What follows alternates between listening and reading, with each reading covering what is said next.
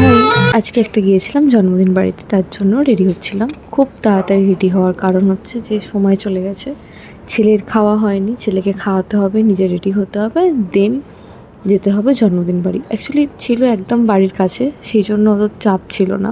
তো আমি রেডি হতে হতে ছেলেকে একটু খাইয়েও নিয়েছিলাম।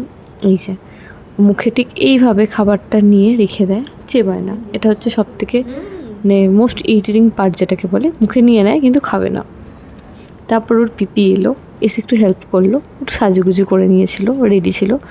আমার রেডি, এরকম একটা ফাইনাল লুক ছিল।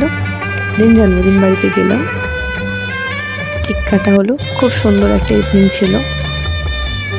জাস্ট অসাধারণ ডেকোরেশন ছিল। এখানে বুকু আর বুকুর বাবা এরপরে ডান্স শুরু করবে, আর যে টকিং টম টাইপের আছে না, ওদের সাথে রীতিমতো মজা করছিল। এই দেখো, একটু ভয়ও পাচ্ছিল।